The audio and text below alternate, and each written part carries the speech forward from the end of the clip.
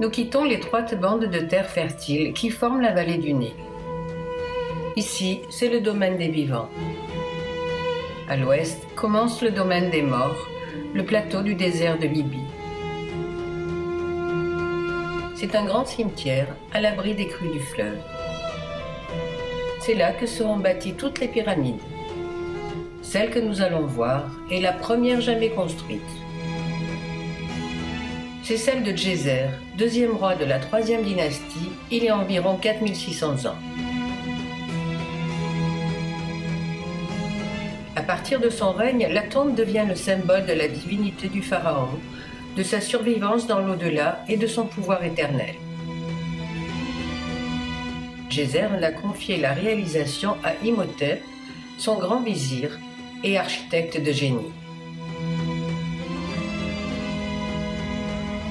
La pyramide s'élève à 60 mètres de haut, en 6 gradins successifs, d'où son nom de pyramide à degrés. Imhotep conçoit d'abord un mastaba carré de 8 mètres de haut sur 71 mètres de long. Il décide ensuite de l'agrandir et de superposer d'autres mastabas. On peut considérer que cette pyramide est l'empilement de 6 mastabas de tailles différentes. Elle symbolise le tertre originel, la première terre sortie des eaux du chaos primordial, en même temps qu'un escalier facilitant l'ascension du pharaon vers le ciel. La pyramide n'est pas un monument isolé. Elle est au centre d'un rectangle de 545 mètres de long et 277 de large. Une surface de 15 hectares. Un mur d'enceinte de 10 mètres de haut et d'1,5 km de long entourait le complexe funéraire. Il y a une seule entrée sans porte.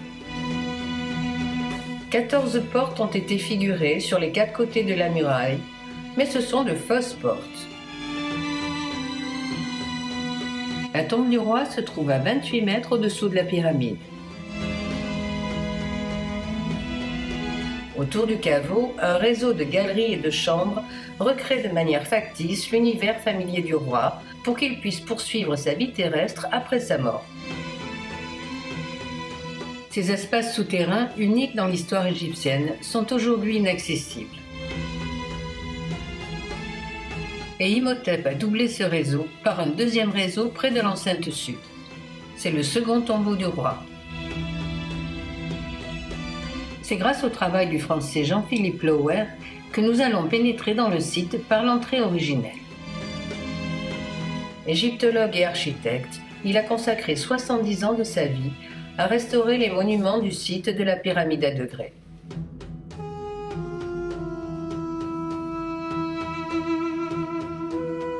Dès l'entrée, on perçoit la volonté d'Imhotep d'utiliser la pierre, tout en la façonnant pour lui donner l'aspect des matériaux de construction traditionnels, comme le roseau, le palmier ou le bois. Les 40 colonnes du couloir suggèrent des tiges de roseau ou de palme réunies en faisceaux, d'où leur nom de colonnes fasciculées. Les pierres du plafond de l'entrée imitaient les rondins de bois.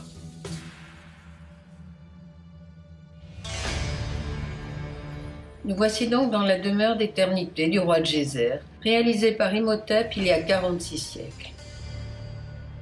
Le 12 octobre 1992, un violent tremblement de terre frappe la région du Caire. Le plus vieil édifice en pierre du monde est endommagé. La qualité des travaux de restauration suscite des polémiques.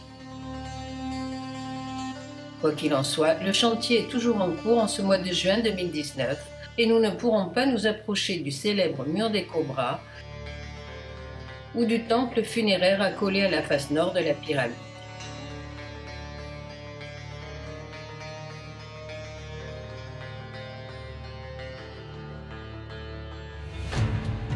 Mais seulement 3 mois plus tard, en septembre, les travaux sont terminés et le site a retrouvé sa beauté originelle.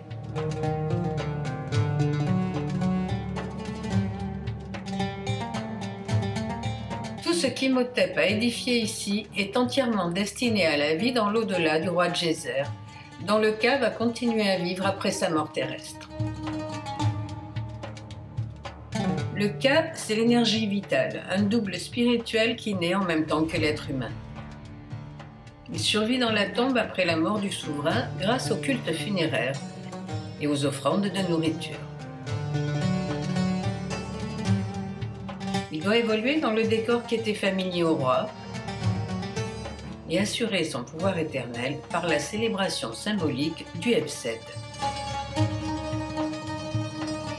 La fête du jubilé du roi était organisée en principe à partir de la 30e année de son règne. Il devait prouver aux dieux et au peuple qu'il était toujours en état physique de diriger le pays. À l'issue des épreuves, le roi était à nouveau couronné roi des deux Égyptes.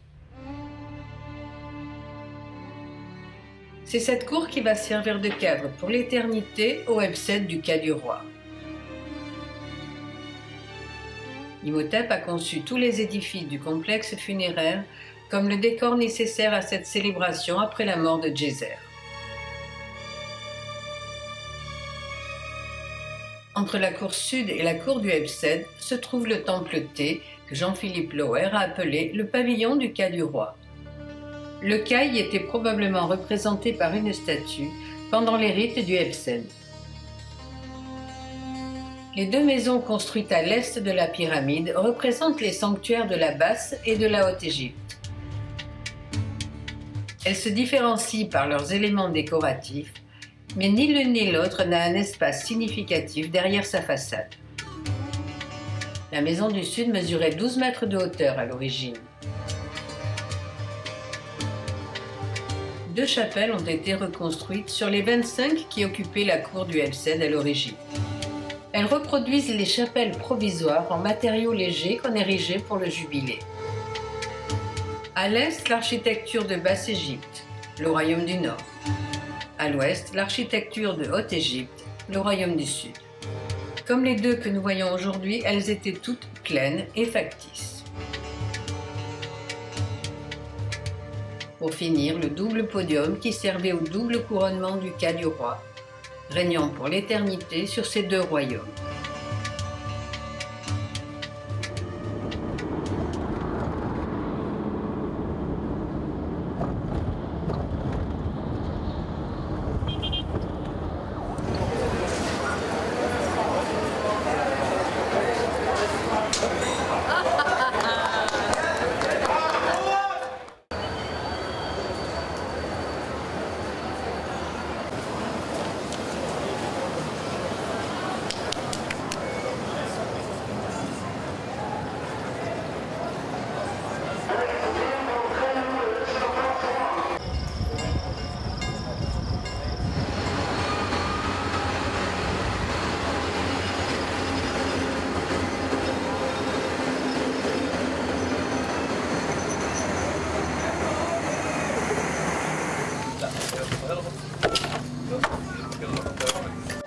Bon.